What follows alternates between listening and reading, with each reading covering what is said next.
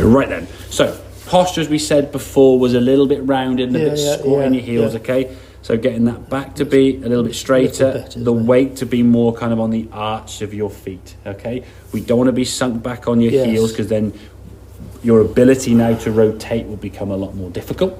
So if you can't rotate, your arms do the work. They have to. Something has to move that golf club, isn't it? The arm sort of as a secondary substitute will go, well, if the torso can't rotate, well, we'll do we'll take over, yeah? And as we're trying to say, the two movements in the golf swing, the body rotates, which causes that club to go around you, and the arms lift. In this swing here on the left-hand side, okay, your arms take the golf club back a little bit, the club going back a bit behind you, and the left arm now you can see quite low in the backswing, okay? So because your left arm here is quite low, you've now got to throw that club as what we call over the top to get back to some kind of angle to the golf ball. Now, on occasions, you did it really well. If you sort of think, okay, if you throw it over the top here somewhere, it could be a good shot. If you throw it over the top here somewhere, it's a bad shot. If you don't throw over the top at all, it's a bad shot. But then you're trying to find that magical position in a third of a second, without really knowing what that position is. It's going to be a bit more luck than judgment, isn't it, really? 15 holes in a round of golf, not quite getting it. Last 2 or 3 holes, it was quite good the last round you played, because by then you'd found what that feeling was, okay? So we want to try and feel now in the backswing as the club goes back. There's a difference there already, isn't it? So your arm now is across your shoulder, the club is a lot higher, you're more in line, and you've rotated nice, and your posture actually looks a lot better in terms of maintaining it, okay? So now you sort of swung it up here now, we're going to try and swing back down on that line, okay? Let's watch your hands. Now over the top there. Club coming back nicely from the inside. Good strike of the golf ball.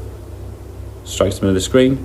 Ball goes straight. Good balance. So if we watch the arms on here now, look at the arms on here now, they're kind of working up and down that line, They're not coming back over the top. Whereas this one, as it went back, where your hands are, if I show you where your hands are, again, not in front of your chest, that's going back, and then whoop, the arms drop back on. This one actually dropped back on a reasonable position back in line, hence why the strike wasn't too bad. But a couple of those shots, you dumped it over the top more, and your hands come back here or here.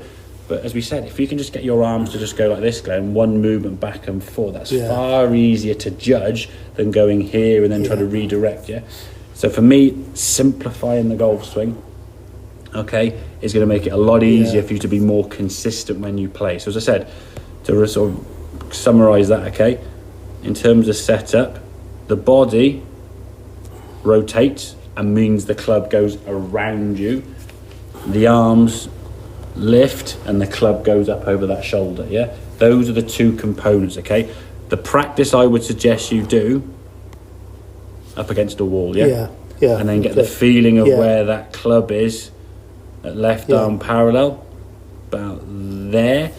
The club would be on the wall, just inside it, not too bad, As we then continue round, the club would come off the walls we can see. As we come back down, left arm parallel, your club is about there. So it's pretty much the same position as it went on the way back, So it's getting that club. So that's going to give you a checkpoint, The wall's going to be a good help for you.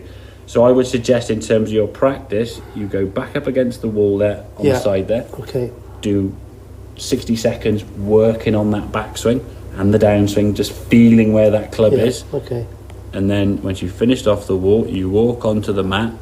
That's your hitting area. The only thinking here is going to be your posture. Am I in a position to enable myself to do what I've just done on the wall practicing? That makes sense. And then stand there, hit it. Hit 5. Don't hit one and go, oh, it's a bad shot. Hit 4 or 5. Get a good kind of sample of shots. See how those 5 go. If 3 out of 5 are good, and one's a bit meh, and one was terrible, hit 5 more. If you had 4 terrible and 1 there, then go back on the wall again. And then just keep. So you're just going to keep repeating it, because eventually the practice that we do against the wall is going to change the swing.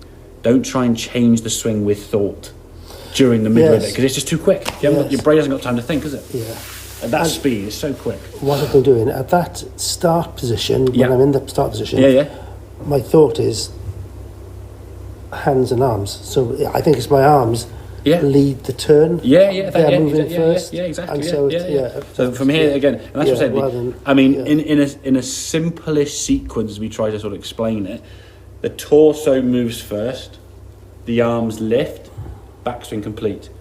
The arms drop, the torso twists, impact complete. So it goes torso, arms, torso, yeah?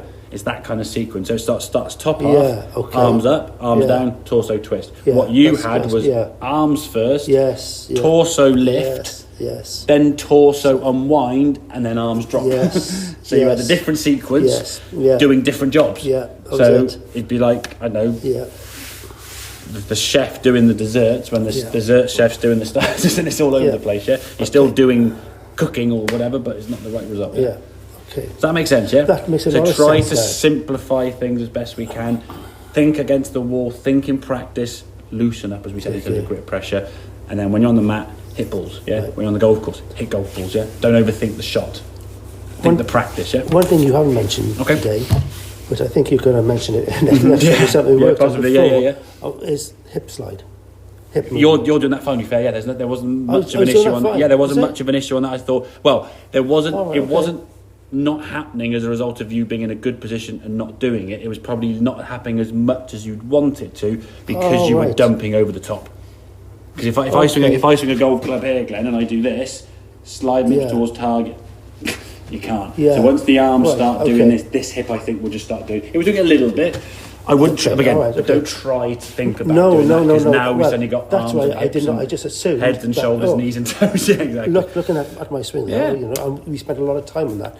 So So, from face on, the movements I saw were actually pretty good. It was a little bit kind of tilted, but for the most part, the hips were a good thing. It was just more the question that the arms and the body were kind of swapping over jobs. Right. All because the posture was such that the body couldn't do its original job. Yeah. So the arm said, "Well, hang on, we'll take over and we'll do that for you." Right. Okay. Okay, Gareth.